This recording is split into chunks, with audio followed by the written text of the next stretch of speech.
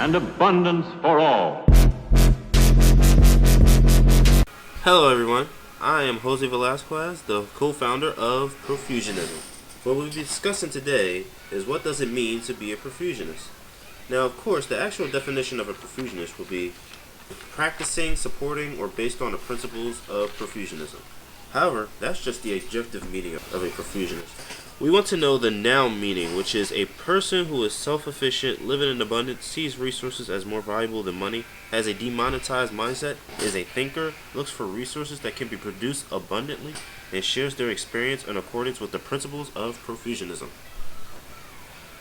Let's talk about self-sufficiency first.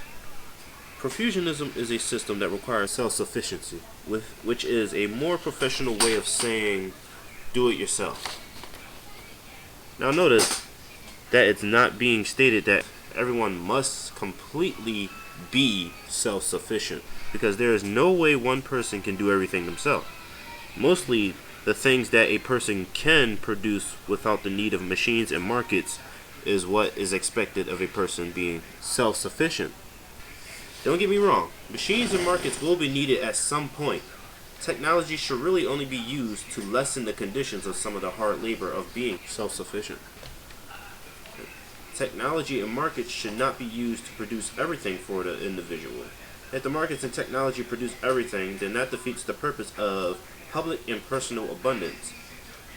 Also, that depletes the strength of the economy. Now, producing things abundantly will benefit people in the long run. If the individual produces clothes, clean water, and food abundantly all in 1 year, then they will be fit with food, clothing, and clean water for a good while.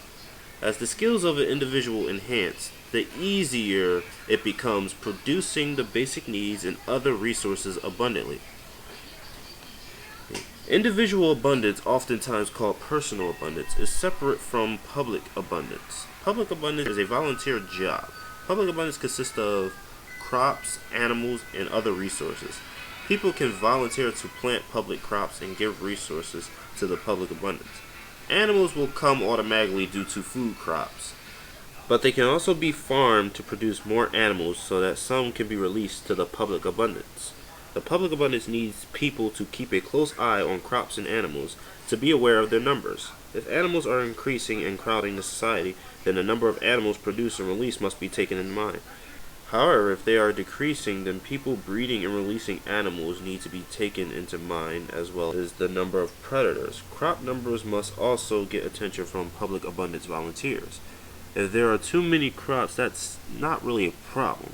The problem emerges when crop numbers start to fall, and when this happens, the number of people taking crops and animals eating crops, including bugs, must be taken into mind.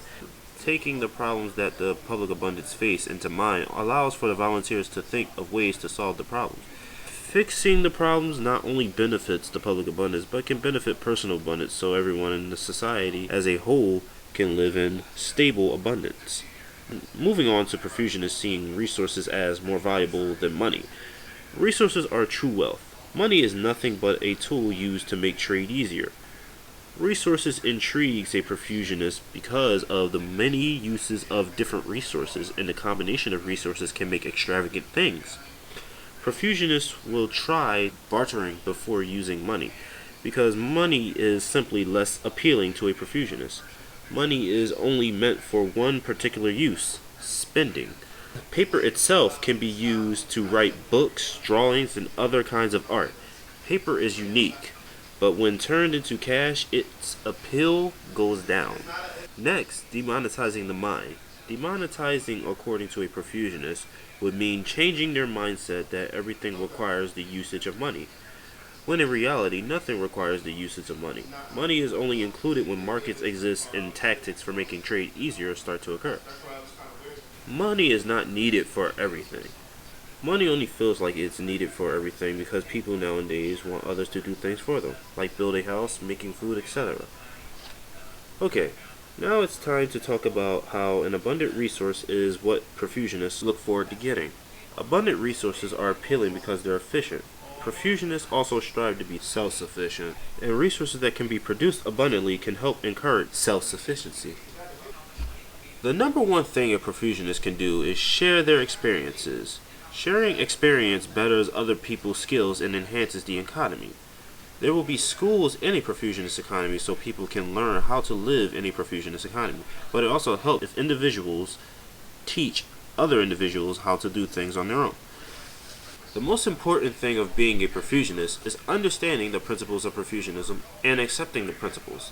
Accepting the principles of profusionism is the main role of being a profusionist.